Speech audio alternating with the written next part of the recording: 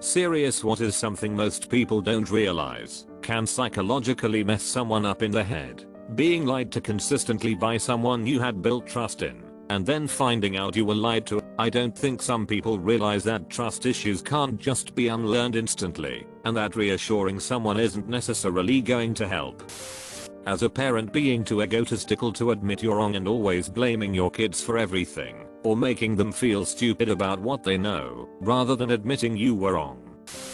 Traffic accidents. Exactly 5 years ago today I was in a bad one. I wasn't injured, but it was pretty bad. 7 vehicles, 10 victims, 2 car fires, and a major freeway shut down for 3 hours. After it was all over I went back home, bought another car with the insurance money, and went back to my life. No worries, right? A year later I was almost in another accident. A white pickup truck, like the one in the previous accident, blew through a stoplight and almost hit me head on. It was a good thing I had the day off, because I spent the rest of the day shaking like a leaf. I didn't realize until that moment how bad I'd been effed up by the accident, and I've been working through it ever since.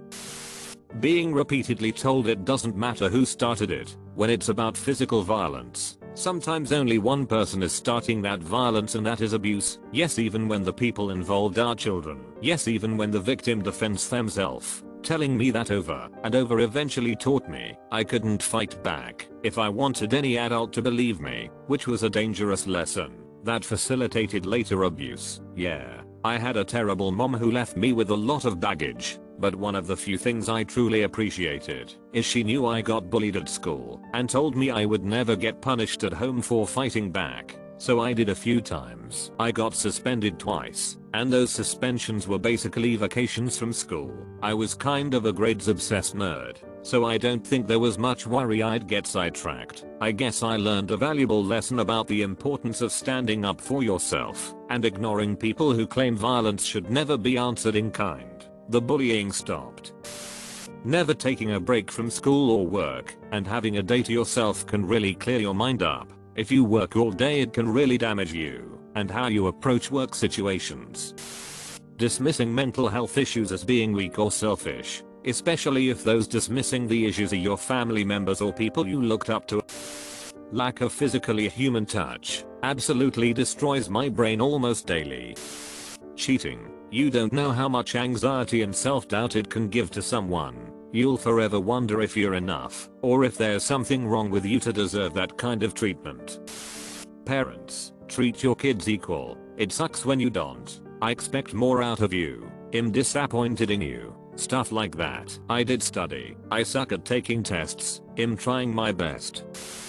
Doting. Everyone immediately understands when I tell them that my emotionless father with brutally enforced, unachievable standards messed me up. But I get head tilts when I tell them that it wasn't helpful, that I could do no wrong in my mother's eyes. I had no guide for understanding responsible behavior, because literally nothing was acceptable to my father, and my mother wouldn't do anything but love me, no matter how objectively horrible and insane I was. I have no idea how I made it to adulthood with any reasonable understanding of acceptable behavior.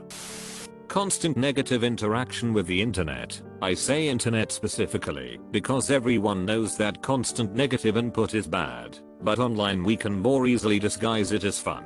People who dedicate forums and blogs to constantly hating on something or someone. People who create troll accounts for a laugh, but then spend hours of their day making other people feel bad. People who log on just to argue, or deliberately looking to be offended. It's all incredibly damaging psychologically. The same goes for interacting with these people. It might seem fun at first to engage with them, to try and get one over on them, or to bait them in return. And in small doses, like most things, it's harmless. But constantly engaging, or seeking these people out, to beat them at their own game, or otherwise interacting with them frequently, and with genuine investment, can quickly make you feel like Basically it's like a backstage fight at a circus. You might be winning, but you're both still clowns.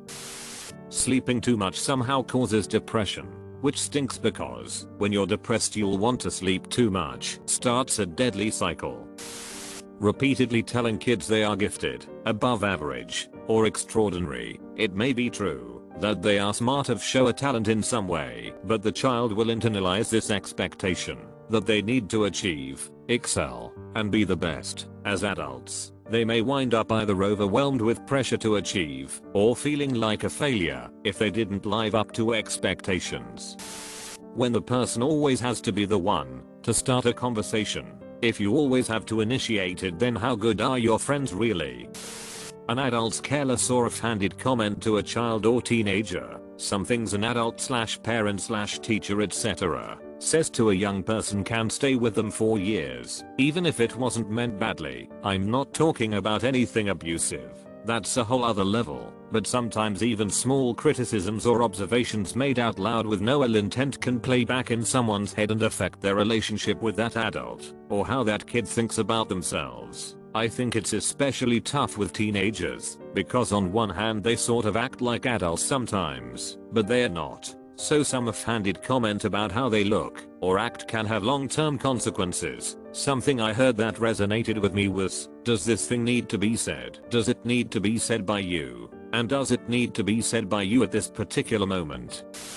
Asking for help with mental health problems in areas where there's no proper support network. Example Reddit. There's always someone out there eager to offer support. They're usually untrained and not capable of dealing with anything they can't relate to. Usually this is limited to low mood and not clinical depression, contrary to what they think. They speak about their own personal experience and have no concept of individuality and reject the need for medication as if they know best. They also are incapable of realizing consequences, have no psychoanalysis for difficult cases to protect their own mental health. Protection measures, making sure they're not endangering themselves, or risk assessment criteria, assessing to ensure the person isn't going to kill themselves. They just sit smugly and assume they are capable of dealing with anything with no knowledge of how diverse and complex mental health problems can be and how damaging their advice can be. If you need professional advice, don't take it from someone offering support on Reddit. These people assume they're going to offer a solution to a problem, akin to an agony aunt, and not support a serious mental health problem. Seriously mentally ill people sometimes need to be medicated just to go to sleep. They aren't going to benefit from hearing how Joe Blogs feels good when he goes for a jog in the morning. There's been a huge push to make mental health have equal stigma to physical health, but nobody acknowledges that treatment should also be the same.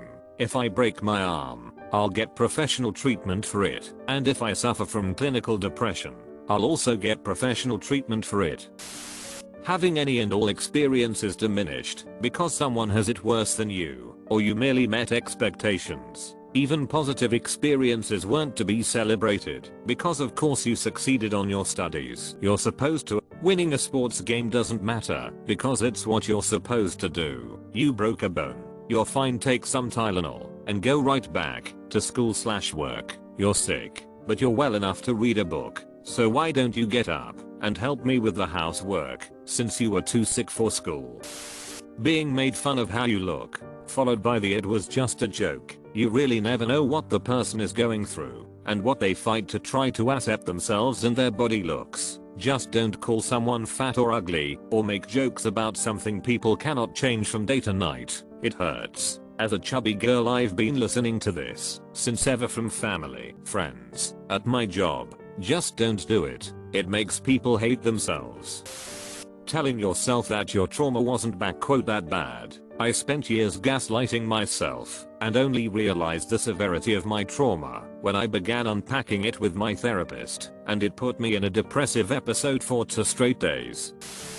Being ugly. People who aren't just don't understand that personality and talents aren't always enough. You don't get many choices in a number of areas, and when we come off as rude, it's a way of saying you don't understand. You can't understand, and you're going to make no effort to understand. You don't know my life better than I do. I'm a delight in person.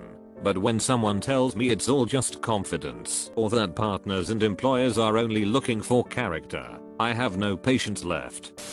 Public shaming. It never actually helps to change the behavior. All it does is humiliate and traumatize the person, and it destroy their relationship/trust in other people. I will never understand people who throw their "friends in the fire" over something they could have talked to them about like an adult, but chose to post all over social media because they wanted likes, I guess. And don't even get me started on parents doing this to their kids when they make mistakes. That's just straight up child abuse.